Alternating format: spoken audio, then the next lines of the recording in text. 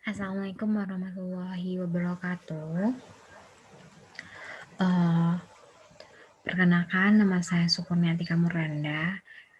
Di sini saya akan menjelaskan tentang diagram-diagram yang terdapat pada siklus pengeluaran untuk memenuhi tugas sistem informasi akuntansi.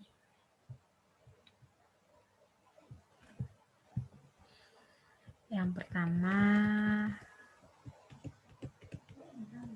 saya akan menjelaskan tentang diagram konteks dari siklus pengeluaran. Nah, sebelum saya menjelaskan diagram konteks, yaitu saya akan menjelaskan sedikit definisi dari siklus pengeluaran itu sendiri. Nah, siklus pengeluaran itu adalah serangkaian aktivitas bisnis dan operasi pemrosesan informasi terkait yang terus-menerus berhubungan dengan pembelian serta pembayaran barang dan jasa. Nah, selanjutnya yaitu saya akan menjelaskan tentang diagram konteks dari siklus pengeluaran. Nah, seperti yang kita lihat dari gambar ini, yaitu ada yang pertama kita akan menjelaskan tentang siklus pendapatan. Nah, di siklus pendapatan yaitu ketika seseorang menerima pesanan dari pelanggan dan mendapati bahwa barang yang dipesan dari pelanggan itu tidak ada, maka siklus pendapatan ini akan mengirimkan back order, dalam artian akan memesan ke bagian pengadaan untuk dipesankan barang yang diminta oleh pelanggan. Setelah barang yang diterima, maka barang tersebut kemudian dikirimkan ke siklus pendapatan. Nah, yang kedua ada pengendalian perusahaan.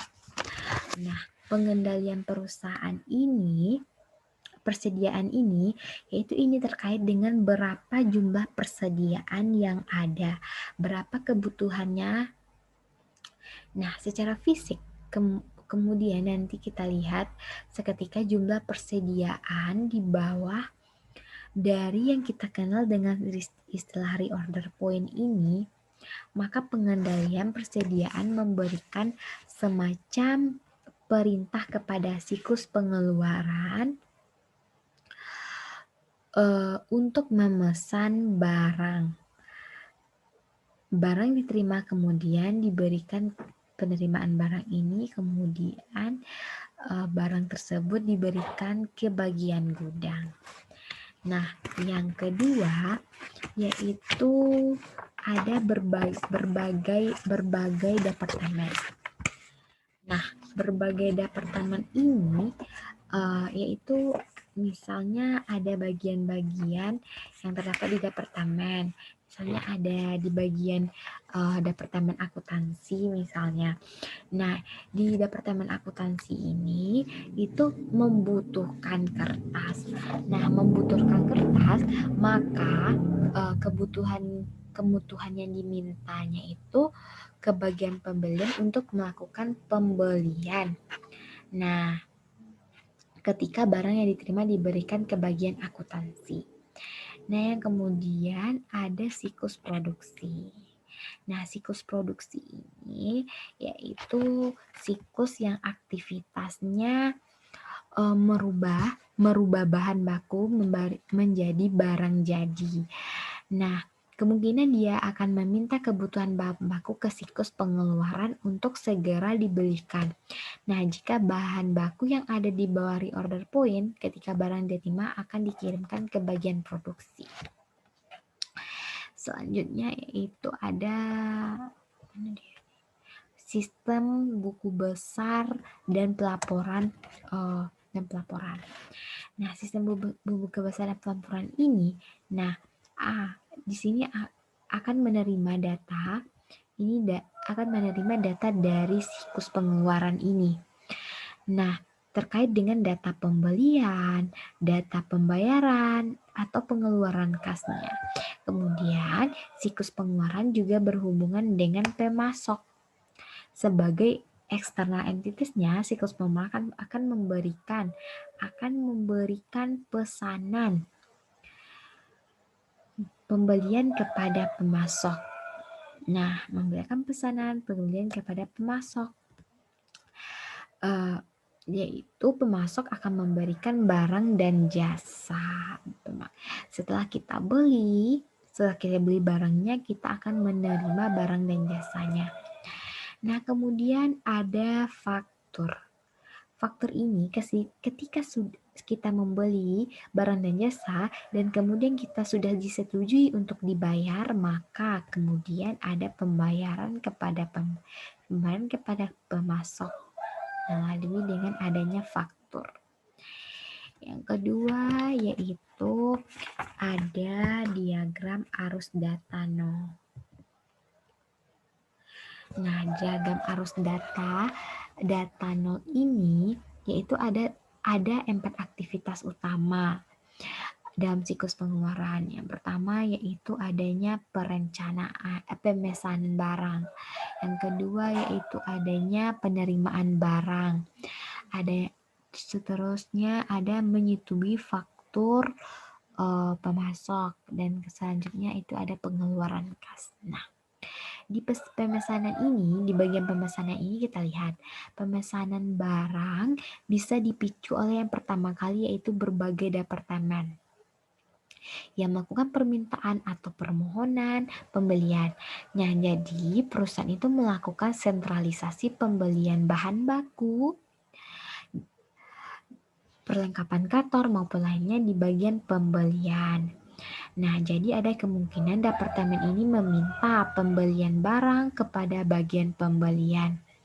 Nah, atau juga pengendalian persediaan di sini yang melakukan pengendalian atas persediaan jika kuantitas persediaan itu sudah di bawah reorder point atau mencapai reorder point.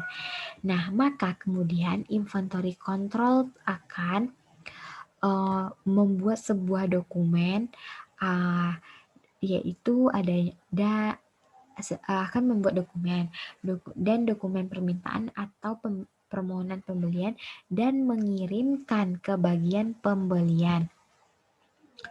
Nah, bagian pembelian ini atas permohonan pembelian tersebut kemudian akan membuat dokumen yang namanya adalah pemesanan pembelian atau disebut dengan order purchase. Nah, pembelian ini akan dikirimkan kepada pemasok. Pemasok akan mengirimkan barang yang dipesan oleh perusahaan, kemudian akan memicu aktivitas yang berikutnya, yaitu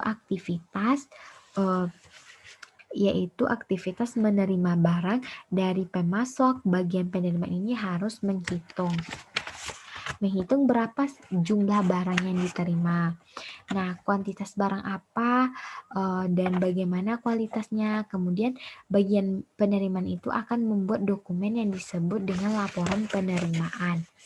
Nah, di laporan penerimaan ini akan membuat dokumen itu disebut dengan laporan penerimaan.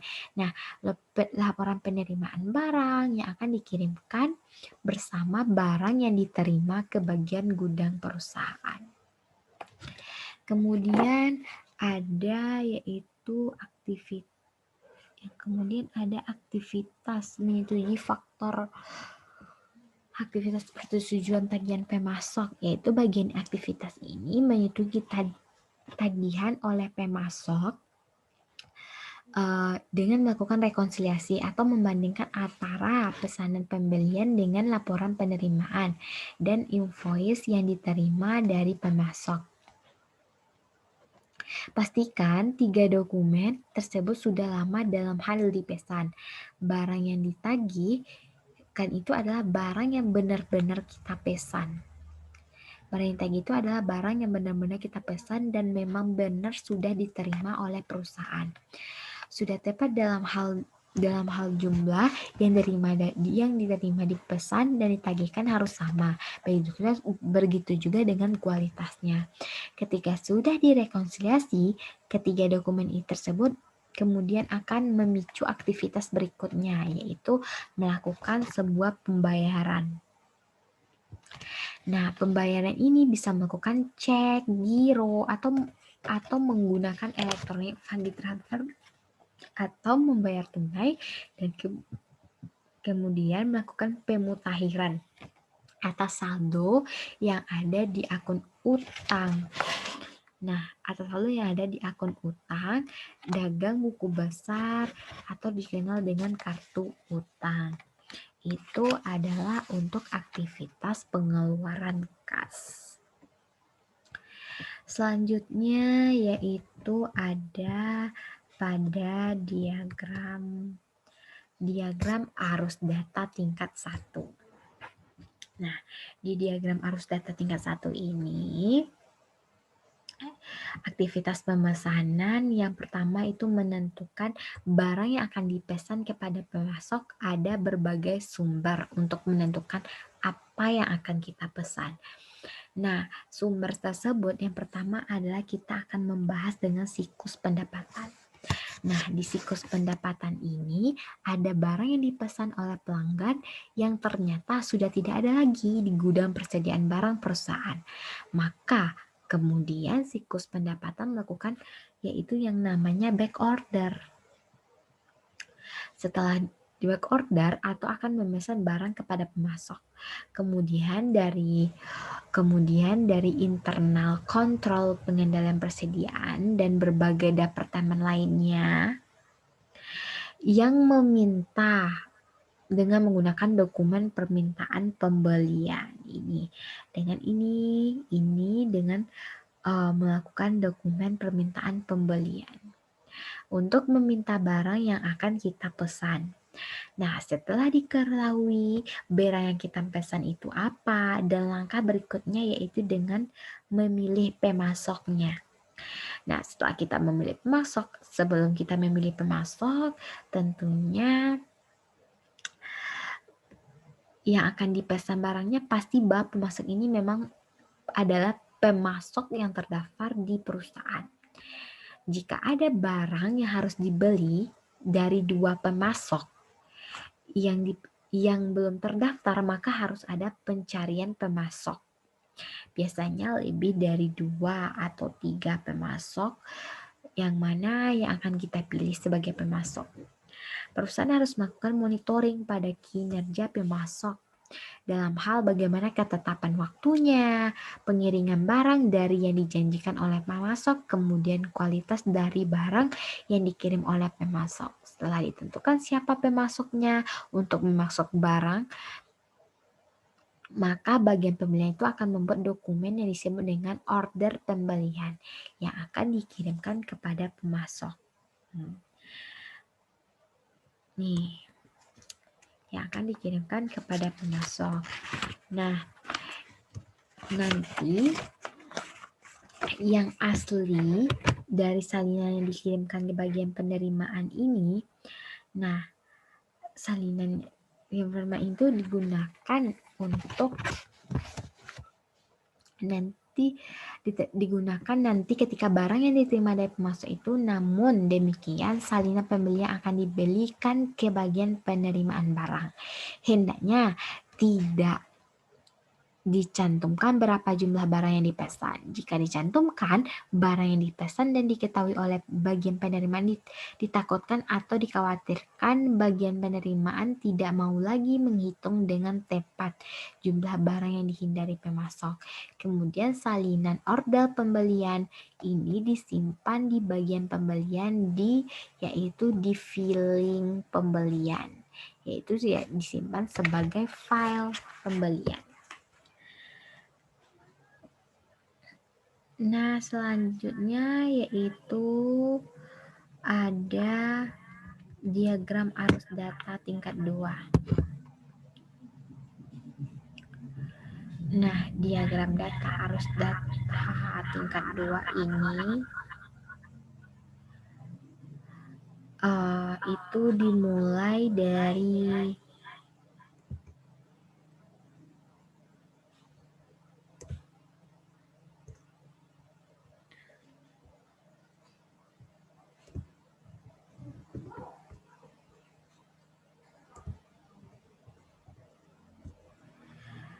diagram data arus 2 ini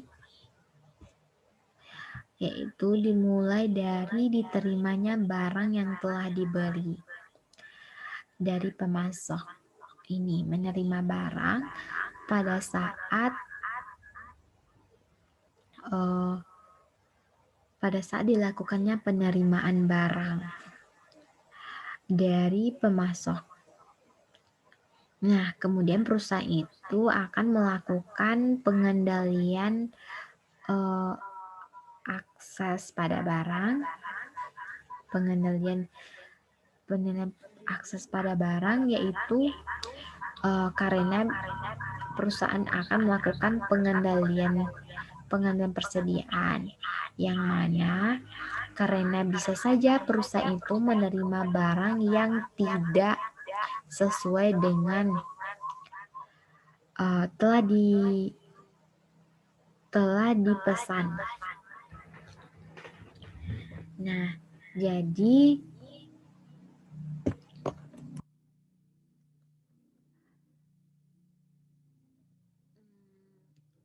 lalu dilakukan untuk dipesan, kemudian dilakukan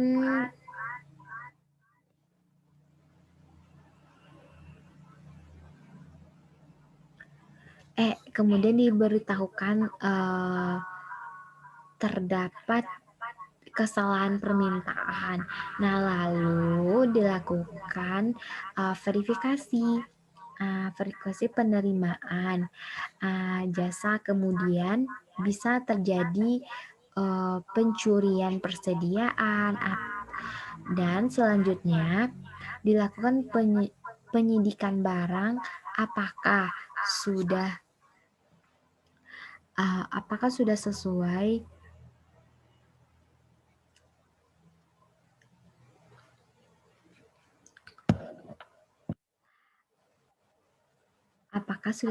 prosedur barang yang dikirimkan tersebut. Nah, kemudian